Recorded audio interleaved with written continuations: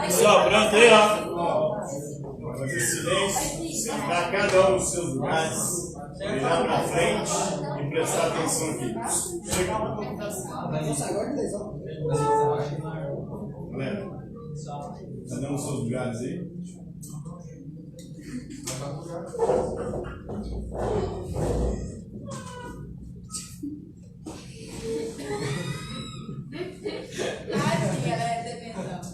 Então, a partir de hoje, a gente entra no quarto trimestre. E no quarto trimestre, nós vamos falar do pensamento do século XX.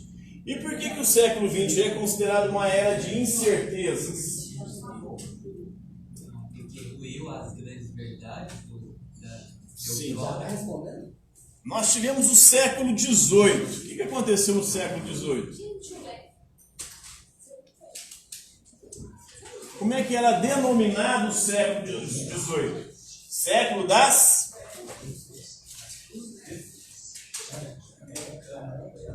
Século das luzes, né? Por quê? Por causa do iluminismo. O iluminismo foi um movimento cultural do século XVIII que acreditava que a luz que deve guiar a humanidade é a luz da ciência, da razão.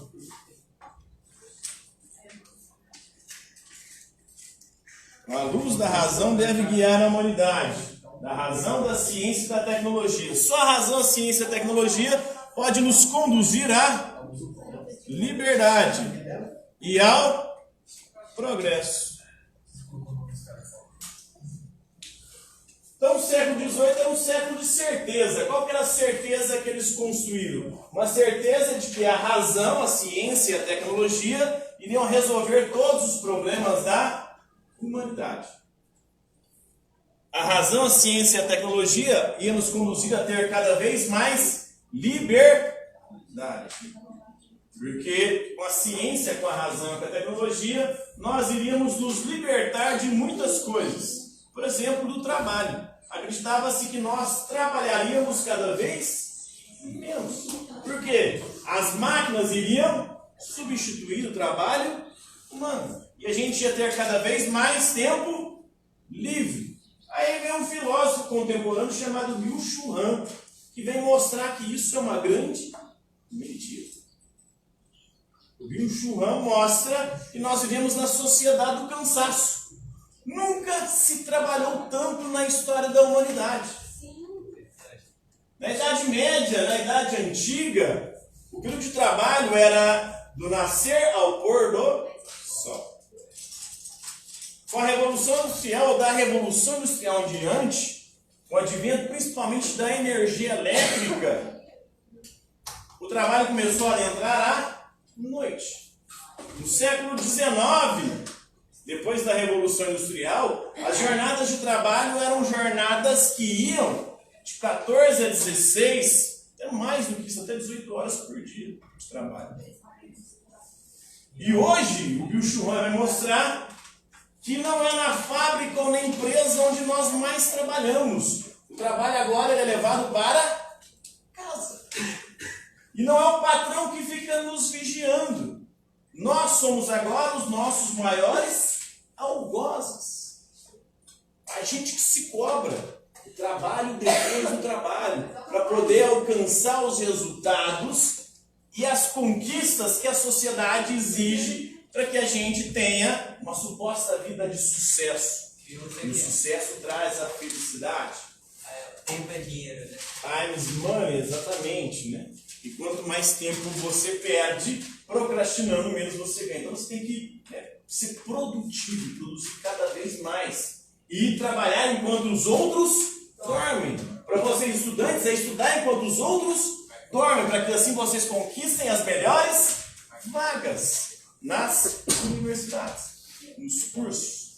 Meu curso tem essa frase, eu ajudo. Estude enquanto os outros dormem. Estude enquanto eles festam, estude. Então a razão, a ciência e a tecnologia, em vez de nos trazer mais liberdade, fez com que a gente se tornasse mais escravos. Hoje estuda-se, inclusive, descobriram um pássaro que fica até 7 dias sem dormir. Estão estudando esse pássaro para poder produzir alguma droga a partir desse pássaro para que a gente durma cada vez menos. Deus me livre. Eu trabalho num concurso, um preparatório para concurso de carreiras policiais, o sujeito lá dá umas droguinhas pra galera, bem chamado, né? Oliver Turbo, não podia falar o nome. 6 horas eu já vou. São algumas droguinhas lá para você melhorar a concentração, dormir menos, né? Ritaína, Exatamente. cursinho de grafite. Um progresso é tecnologia. Então, o século XVIII e o século XIX é um século em que se acreditava, ou tinha-se a certeza que a razão, a ciência e a tecnologia iria resolver todos os nossos problemas, seria nos dar mais liberdade, ia trazer progresso. Mas logo no início do século XX, de 1914 a 18, nós tivemos o quê? A Primeira Guerra Mundial, exatamente. Então, olha só, a razão, a ciência, a tecnologia já trazendo o primeiro grande BO e já produzindo a primeira grande incerteza. O professor o Santos Dumont foi o que, teoricamente, criou essa questão da aviação. Ele até conta que aquela questão do suicídio dele foi baseada nessa tecnologia dele. Ele viu que e acabou que ele entrou no o Einstein também vai enfrentar esses dilemas, porque os estudos dele vão ser responsáveis depois de produzir as bombas nucleares na Segunda Guerra Mundial.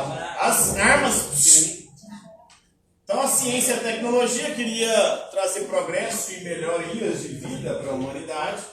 Isso foi o poder de destruição.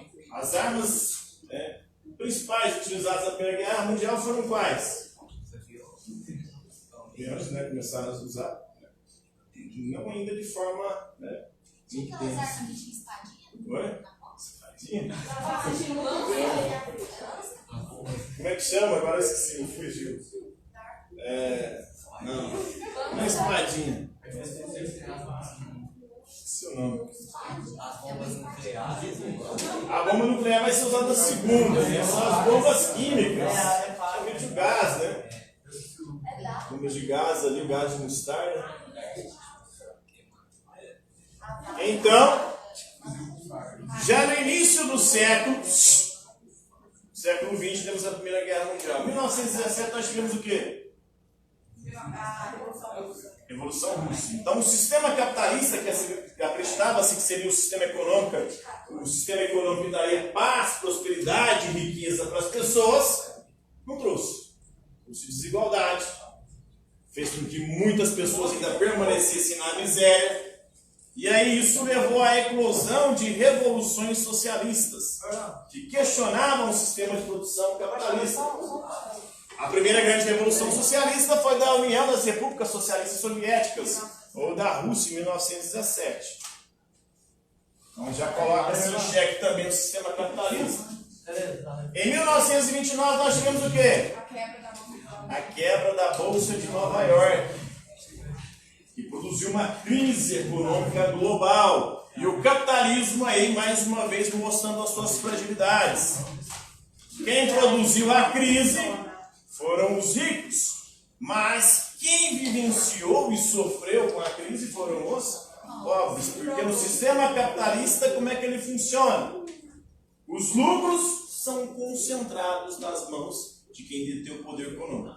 Os prejuízos são socializados, ou seja, os lucros são privatizados, os prejuízos socializados. Quem mais sofre quando essas crises vêm é justamente os mais pobres.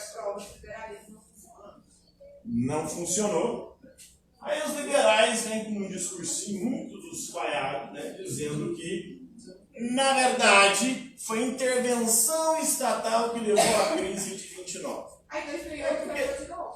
Não, porque eles não estudam, né, direito, não conhecem bulhufas de história, e aí colocam, né, para eles é sempre a culpa da intervenção estatal.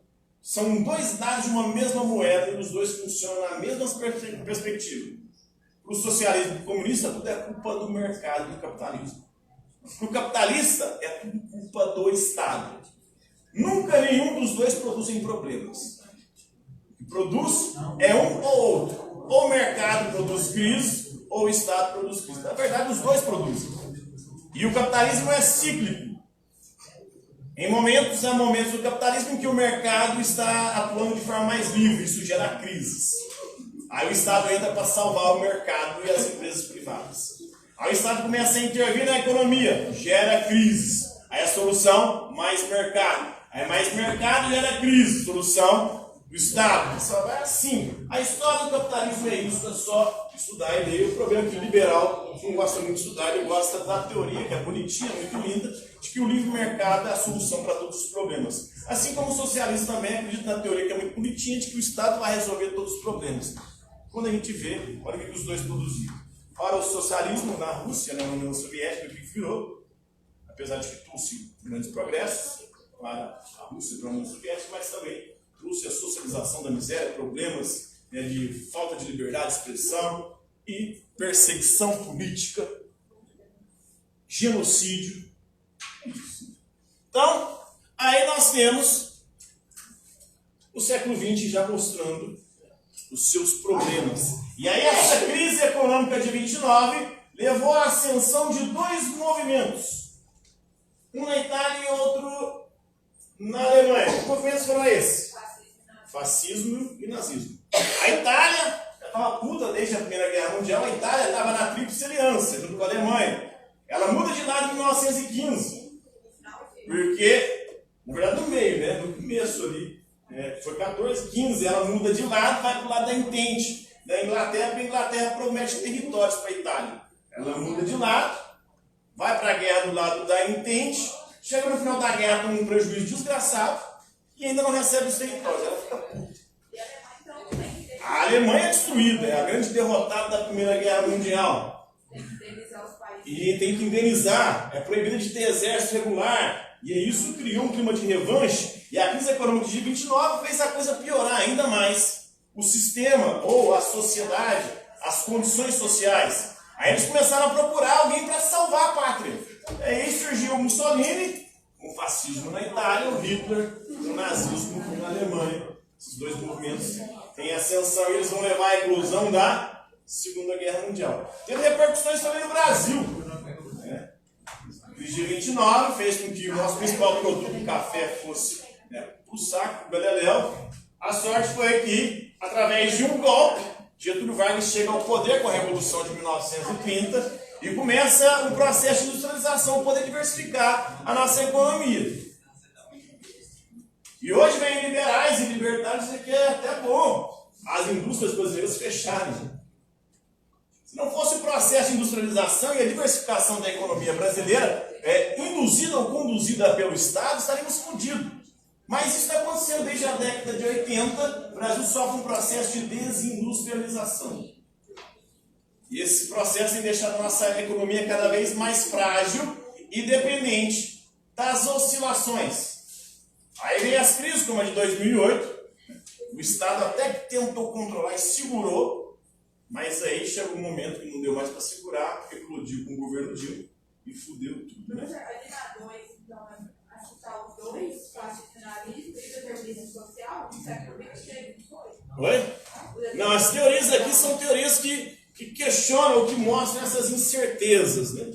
Aqui são os eventos históricos que levaram a essas incertezas. Então, até 1945, depois de 1945, nós temos, na Segunda Guerra Mundial, nós ainda temos as duas bombas nucleares jogadas em Hiroshima e Nagasaki. Depois da Segunda Guerra Mundial, nós temos o início da Guerra Fria e o risco de uma destruição nuclear.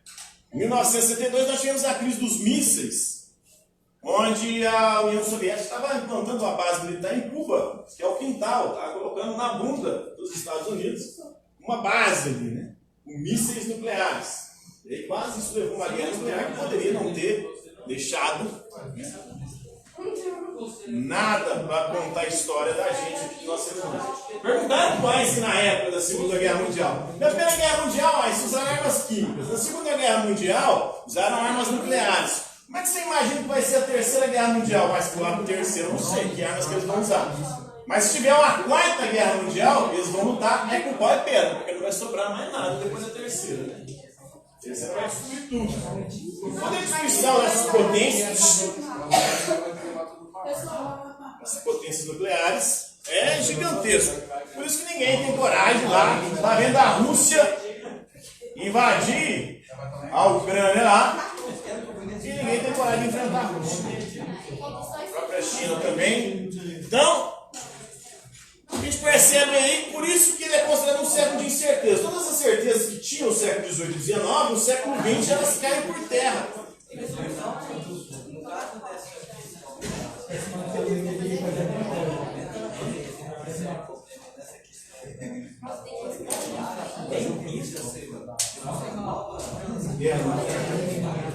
Tem, claro, por isso que as grandes potências não estão se envolvendo, deixando a Rússia resolver a Ucrânia lá. Porque o Putin é maluco. E aí? Pode ser que ele. E aí ele tá mais com a China do lado. Tem interesses similares aos interesses da Rússia com a Ucrânia, porque a China tem problema com o Tibete, né, com Taiwan, né, com Hong Kong. São regiões ali que querem separar da China. A China não quer essa separação. A China, por isso, está do lado da Rússia nessa treta aí. Que teorias abriram espaço para o incerto no século XX? No campo da economia, o Galbraith, ele vai mostrar que o capitalismo não trouxe a prosperidade, não trouxe a riqueza e não trouxe o bem-estar que ele havia prometido, que se acreditava. Na psicanálise nós temos o Freud, né? O Freud vai mostrar o seguinte: não é a consciência ou a razão dos seres humanos que os movem, mas o seu inconsciente. A nossa consciência, a nossa razão é só a pontinha de um iceberg, que é a mente humana. Essa aqui é a nossa consciência, uma parte é inconsciente. E o nosso inconsciente são movido por dois tipos de pulsões. Quais são as duas pulsões que movem o ser humano segundo Freud? Eros e tânatos. Desejo sexual e desejo de destruição. São as duas coisas que movem a humanidade. A vontade de transar e a vontade de destruir os outros e de se destruir. Inconscientemente a gente está buscando em tudo que a gente faz sexo e destruição. E é sexo e destruição também é o que nos atrai. Porque a galera gosta de ir pro freio da bagunça, pra procura de sexo. Ao mesmo tempo de destruição, porque você chapa melão, você coloca sua vida em risco, usa drogas, fuma, acabando com a sua saúde. Aí você vai andar de carro para provocar um acidente, matar você e outras pessoas. Então nós estamos inconscientes ali buscando a destruição também. Sexo e destruição. Os filmes que mais atraem a nossa atenção, os filmes sexo e destruição. As músicas que mais chamam a nossa atenção. Todas as músicas falam de amor, de sexo, de desejo, de atração. A gente gosta de música, né? As músicas sertanejas só falam isso, né? Relação amorosa, desejo, atração, também desilusão amorosa, todas as músicas. O rock, ele é pauleiro, rock and roll, né? A própria expressão do rock é destruição, bem que os roqueiros têm se tornado caretas recentemente, tem muito roqueiro que virou conservador, uma contradição gigantesca, né? Temos aí, roqueiros como Nando Moura, né? Um roqueiro pauleiro, um cara famosinho de internet. O próprio Roger, né, que era do. Toca lá com o David Gentili do programa dele, então os roqueiros estão virando caretas, né? Eles que o rock nasce com contestação, com crítica, e com gente que estuda. E esses caras são burros pra caralho, velho, não estudam merda nenhuma. Viram conservadores religiosos, né? Então a psicanálise de Freud coloca em incerteza também sobre a nossa consciência, a nossa razão. Nós temos a teoria da relatividade também.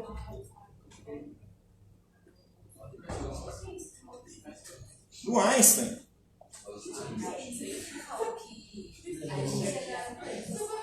Então Einstein vai mostrar que a física clássica do Newton estava equivocada ao acreditar que o espaço e o tempo eram absolutos.